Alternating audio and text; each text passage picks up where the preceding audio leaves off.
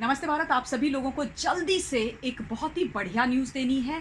एक बहुत important latest massive update Anil Deshmukh वाले जो केस में हुई है वो देनी है। ये न्यूज़ आपके लिए, मेरे लिए, महाराष्ट्र की भोली-भाली टैक्स पेयर जो जनता है उसके लिए तो बहुत ही अच्छी है, गुड न्यूज़ है। लेकिन मिस्टर अनिल देशमुख जो एक ज़माने में अपने से बड़ा किसी को नहीं समझते थे, उनको लगता था बस मैं गृह मंत्री क्या बन गया तो मुझे हक मिल गया है अब किसी के भी ऊपर इल्लीगल तरीके से डंडा चलाने का।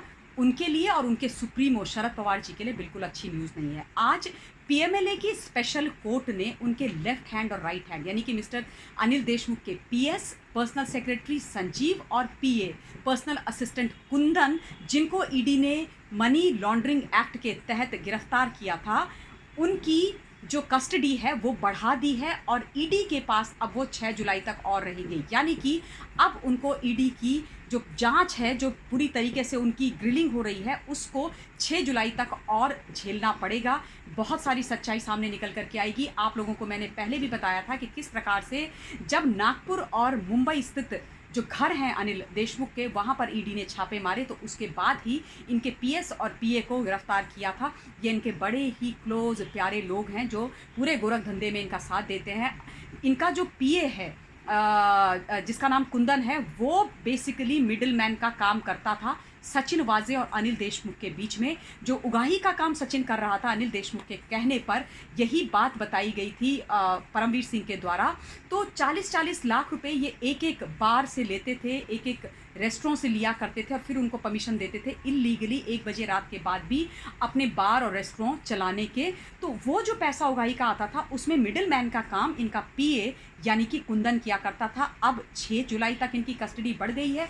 अब देखिए बहुत सारे प्रश्न इनसे होने वाले हैं, क्योंकि अनिल देशमुख के ऊपर बहुत सारे चार्जेस हैं। एक प्रॉपर टाइप मनी ट्रेल निकल करके उनकी आई है, शेल कंपनियों का हवाला दिया जा रहा है ईडी के द्वारा, और ये बहुत चिंता का विषय लगातार बना हुआ है एनसीपी के लिए और शरद पवार के लिए। और आजकल तो शरद पवार, वो शरद पवार जो अपने मतलब बिल्कुल पूंछ में किसी को हाथ भी नहीं लगाने देते थे।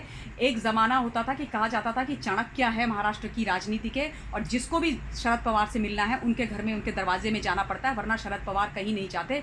वही शरद पवार आजकल वर्षा के चक्कर लगा रहे हैं, यानी कि उद्धव ठाकरे को मिलने के लिए जा रहे हैं। सोचिए आप क्या दिन आ गए।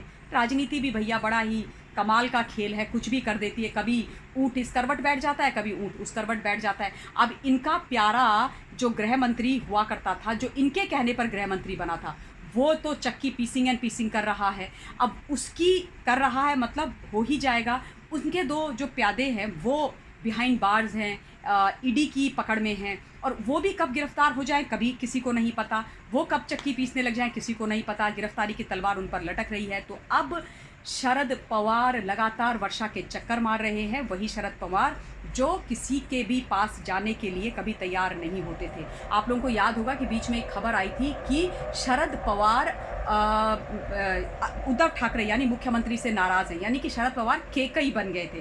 केकई बन के कौप भवन में बैठ गए थे, मुंह फुला के कुप्पा बन करके, क्योंकि उनको लग रहा था कि उद्धव ठाकरे चाहते तो अनिल देशमुख को बचा सकते थे, लेकिन नहीं बचा रहे, इसलिए केकई बन के कौप भवन में चले गए। और उसके बाद मंथरा, शिवसेना की मंथरा यानी कि संजय रौत, जिन्होंने इस बार वो वाली मंथरा जैसा काम नहीं किया। इस बार उन्होंने भड़काने का नहीं बल्कि मनाने का काम किया, और उसके बाद शरद पवार मिलने आए उद्धव ठाकरे को। तो ये खिचड़ी इनकी पक रही है, और इसीलिए पक रही है क्योंकि बहुत सारी मनी ट्रेल वाला जो किस्सा कहानी है, जो मनी लॉन्ड्रिंग का, गोरख धंधे का जो किस्सा है, वो ईडी के पास है। और अब सबके सर पर तलवारें लटक रही हैं, और अनिल देशमुख के सर पर तो गिरफ्तारी की तलवार लटक ही रही है। तो आज ये लेटेस्ट डेवलपमेंट है कि इनके लेफ़्ट राइट नाम इनके जो लोग हैं वो 6 तारीख तक कस्टडी में हैं ईडी की। अब देखिए क्या क्या निकल करके आता है। आप सबसे निवेदन कि इस बारे में अपना पॉइंट ऑफ व्यू मुझ तक पहुँचाइएगा। दूसरे वीडियो के माध्यम से जल्दी मिलूंगी। Till then stay safe, stay blessed. Thank you very much and जय हिंद एंड गुड नाइट।